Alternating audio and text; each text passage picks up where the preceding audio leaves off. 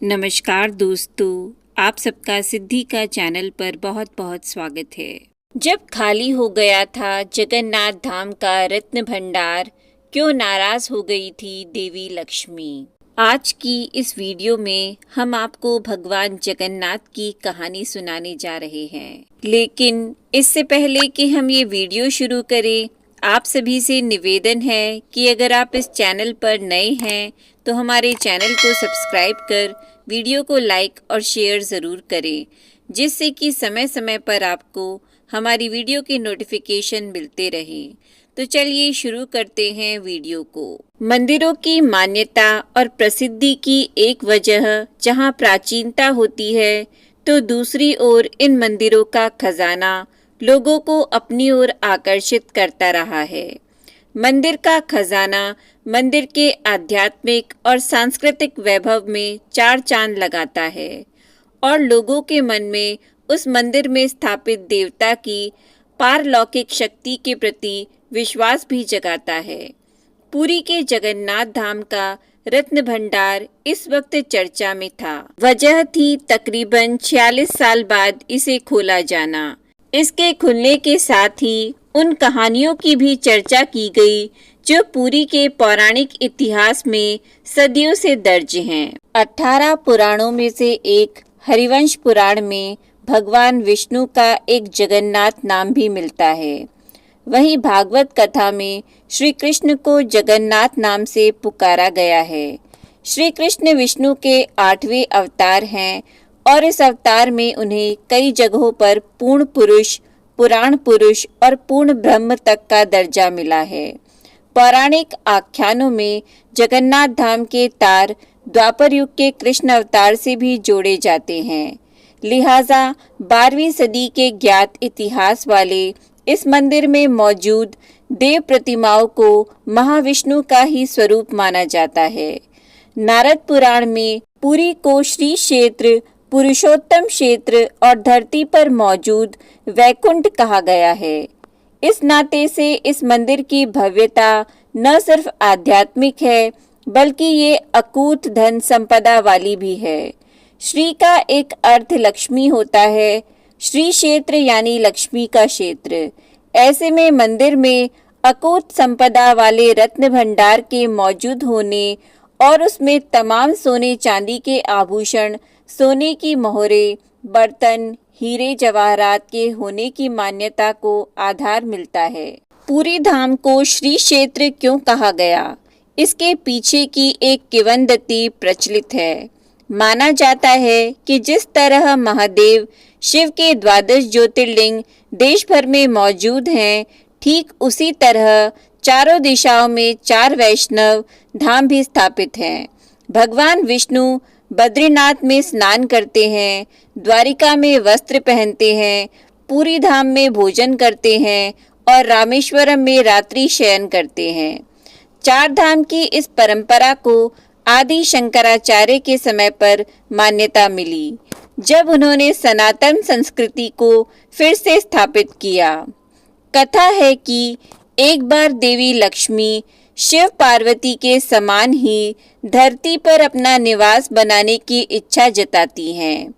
इसके साथ ही उन्होंने भगवान विष्णु को खुद भोजन बनाकर भोग लगाने की इच्छा भी प्रकट की। तब भगवान विष्णु ने उस समय आने पर उनकी इच्छा पूरी करने का वचन दिया। द्वापर युग के अंत में वह समय भी आ गया जब श्री कृष्ण ने देह त्यागी, तो उसी के साथ पुरी के जगन्नाथ धाम के स्थापित होने की पटकथा लिखी जाने लगी थी। एक और कथा में कहा जाता है कि एक बार जब ऋषि दुर्वासा के श्राप के कारण तीनों लोकों का वैभव सागर में समा गया, तो इसी सागर से लक्ष्मी फिर से प्रकट हुई और यही उनका भगवान विष्णु से दोबारा मिलन हुआ। क्योंकि लक्ष्मी ने वरण पुरुषों में सबसे उत्तम भगवान विष्णु का वरण किया था, इसलिए यह क्षेत्र पुरुषोत्तम कहलाया और श्री यानी लक्ष्मी के यहाँ प्रकट होने के कारण इसे श्री क्षेत्र कहा जाता है। देवी लक्ष्मी यहाँ अपने संपूर्ण वैभव के साथ विराजमान है।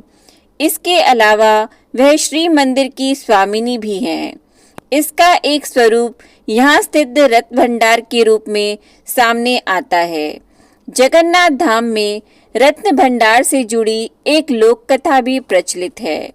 यह कथा वैसे तो यह स्थापित करती है कि भगवान के लिए सब बराबर हैं, जन्म और जाति से कोई बड़ा छोटा नहीं है, लेकिन इस कथा में रत्न भंडार का जिक्र एक खास किरदार की तरह होता है।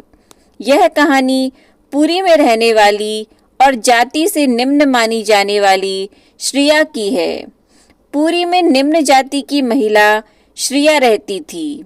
धन से गरीब पर संकल्प की धनी वह महिला देवी लक्ष्मी की उपासक थी और जगन्नाथ जी के भरोसे ही जीवन यापन कर रही थी। एक बार उसकी इच्छा हुई कि वह देवी का कठिन अष्टलक्ष्मी व्रत करे, पर उसे व्रत की विधि नहीं पता थी।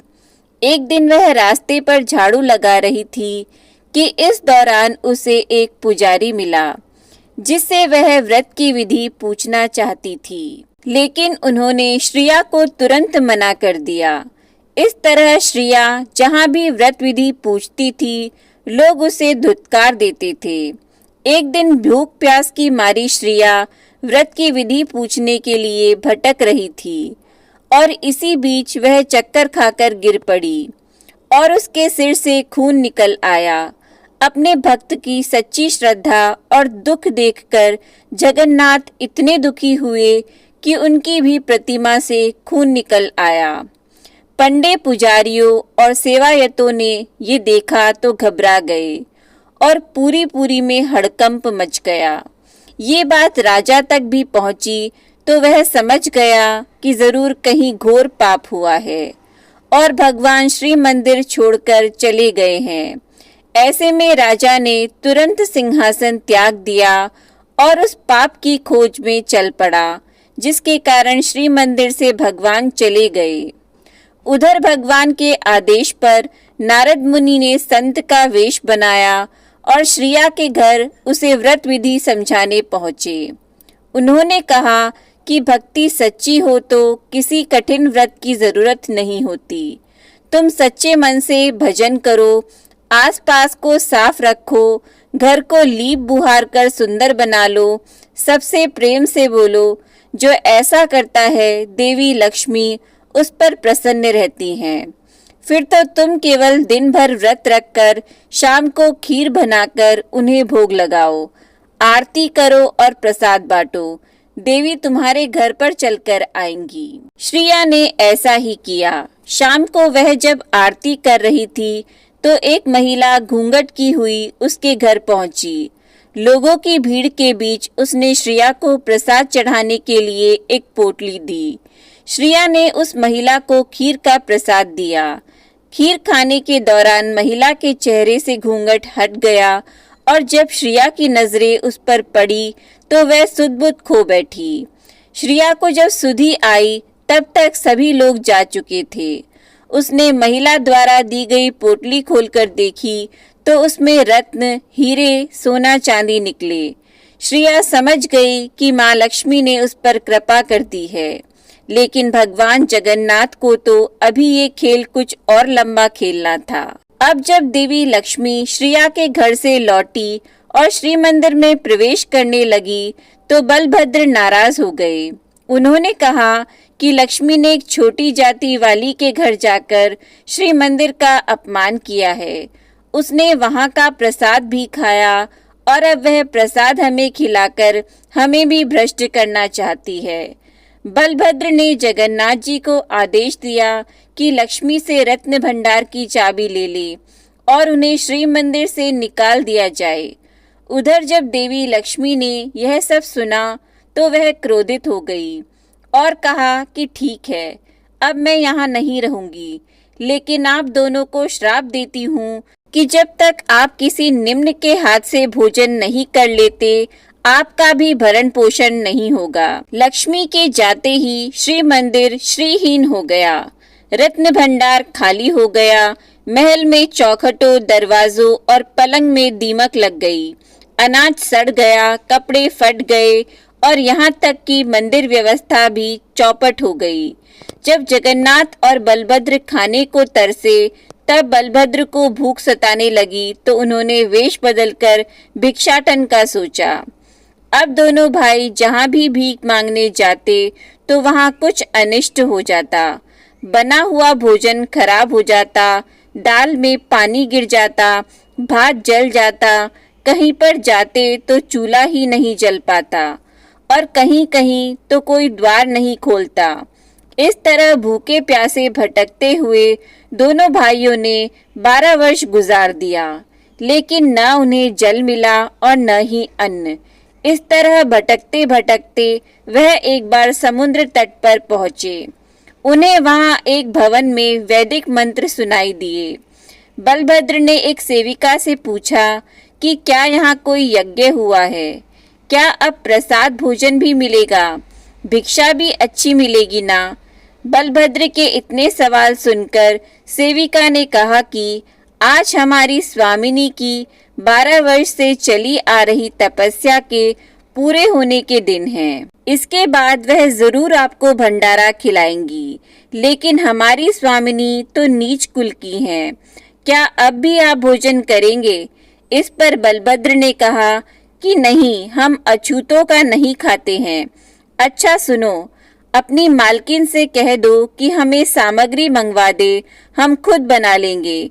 स्वामिनी जो कि खुद लक्ष्मी ही थी, उन्होंने सामग्री तो भेज दी, लेकिन अग्निदेव को आदेश दिया कि वह चूल्हा न जलने दे, सिर्फ धुआं ही करते रहें। अब बलभद्र जो कि सोच में बैठे थे कि आग जलाएंगे, खिचड़ी बनाएंगे और गरम गरम खाएंगे, वह चूल्हा न जल पाने से इतना चिल्लाए, इतना झल्लाए कि चूल्हा, मटकी सभी कुछ फोड़ दिया और जगन्नाथ जी से कहा कि जगन, भोजन में क्या छोटा क्या बड़ा, मैं तो कहता हूँ कि भोजन कर लेते हैं, ऐसे तो मैं भूखा मर जाऊंगा। इसके बाद जगन्नाथ और बलभद्र लक्ष्मी के घर पहुँचे और वहाँ उन्होंने भोजन करते हुए पहचान लिया कि यह लक्ष्मी ही है। वह लक्ष्मी को सम्मान सहित श्री मंदिर ले आए और इस तरह पूरी से भेदभाव भी मिट गया। लक्ष्मी के आने श्री मंदिर का वैभव लौट आया और रत्न भंडार फिर से भर गए। इस तरह एक बार जगन्नाथ भगवान ने अपने उस भक्त की सहायता रत्न भंडार से की, जो उन्हें मित्र मानता था। एक बार जब वह पुरी आया तो उसे कुछ खाने को नहीं मिला। तब जगन्नाथ भगवान रात में सोने की थाली में उसके लिए भोजन लगाकर ले गए और थाली वहीं छोड़ आए। उधर रत्न भंडार से भगवान के भोग की थाली गायब हुई तो उसकी खोज शुरू हुई। सैनिकों को तो ये थाली उसी भक्त के पास मिली जिसे भगवान भोजन खिलाने गए थे। सैनिकों ने उसे चोर समझा और जेल में डाल दिया। वह कहता रह गया कि ये थाली मैंने नहीं चुराई, भगवान ने खुद दी है, लेकिन उसकी बिल्कुल नहीं सुनी गई। रात में जगन्नाथ जी राजा के स्वप्न में आए और उसे सारी बात बताकर कहा कि मेरे भक्त को सम्मान सहित आजाद करो और उसके भरण पोषण का इंतजाम करो। राजा ने भगवान का आदेश मानकर भक्त को आजाद कर दिया और उन्हें पगड़ी पहनाकर सम्मान सहित राज्य में आश्रय दिया। इस तरह जगन्नाथ मंदिर की कथा और हर किंवदंती में रत्न भंडार किरदार की तरह शामिल मिलेगा। रत्न भंडार के इतिहास की बात करें तो इसकी मौजूदगी मंदिर के निर्माण के समय से ही है। जगन्नाथ मंदिर की कथाओं में दो राजाओं इंद्रद्युम्न और राजा गालू माधव का जिक्र कई बार होता है। कहते हैं कि रत्न भंडार राजा इंद्रद्युम्न का ही शाही खजाना था, जिसे उन्होंने लोक कल्याण के लिए भगवान नील माधव पर न्यौछावर कर दिया था। तब देवी लक्ष्मी ने उन्हें वरदान दिया था कि वह स्वयं इस क्षेत्र में निवास करेंगी और उनकी कृपा से रत्न भंडार कभी खाली नहीं होगा। इस भंडार के बारे में और विस्तार से देखें तो रत्न भंडार के दो कक्ष हैं। भीतर भंडार और बाहरी भंडार। राजा अनंग भीम देव ने भगवान जगन्नाथ के आभूषण तैयार करने के लिए बहुत बड़ी मात्रा में सोना दान किया था। बाहरी खजाने में भगवान जगन्नाथ के सोने से बने मुकुट, सोने के 3 हार हैं, जिनमें से प्रत्येक का वजन 120 तोला है। रिपोर्ट में भगवान जगन्नाथ और बलभद्र के सोने से बने श्रीभुजा और श्री पयार का भी उल्लेख किया गया है। इसके मुताबिक आंतरिक खजाने में सोने के 74 आभूषण हैं, जिनमें से प्रत्येक का वजन 100 तोला से अधिक है। सोने, हीरे, मूंगा और मोतियों से बनी प्लेटें हैं। इसके अलावा 140 से ज्यादा चांदी के आभूषण भी खजाने में रखे हुए हैं। भगवान जगन्नाथ की निधि होने के कारण पूरी मंदिर के रत्न भंडार को लेकर भक्तों में भी गहरी आस्था का भाव है। यह रत्न भंडार भगवान जगन्नाथ को चढ़ाए गए बहुमूल्य सोने और हीरे के आभूषणों का घर है। हर 3 वर्ष में रत्न भंडार को खोलकर उसके अंदर रखे आभूषणों और अन्य जवाहरातों की जांच करने का नियम है। उड़ीसा सरकार की अनुमति के बाद ही इसे खोला जा सकता है, लेकिन बीते 46 वर्षों से इस प्रक्रिया का पालन नहीं हो सका था। इसके लिए लंबी कानून लड़ाई लड़नी पड़ी। साल 2018 में उड़ीसा हाईकोर्ट ने राज्य सरकार को निरीक्षण के लिए पुरी जगन्नाथ मंदिर का रत्न भंडार खोलने की अनुमति देने का निर्देश दिया था, लेकिन उड़ीसा सरकार की ओर से कहा गया कि रत्न भंडार की चाबियां नहीं मिल रही। पुरी जगन्नाथ मंदिर का रत्न भंडार लूटने के लिए 15 बार आक्रमण हुआ। पहली बार 1451 में और आखिरी बार 1731 में मोहम्मद तकी खां द्वारा मंदिर पर हमला किया गया था। तो दोस्तों, कैसी लगी आपको हमारी ये वीडियो? नीचे कमेंट बॉक्स में ज़रूर बताएं।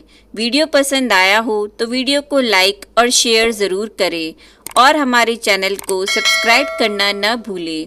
आपका वीडियो देखने के लिए बहुत बहुत धन्यवाद।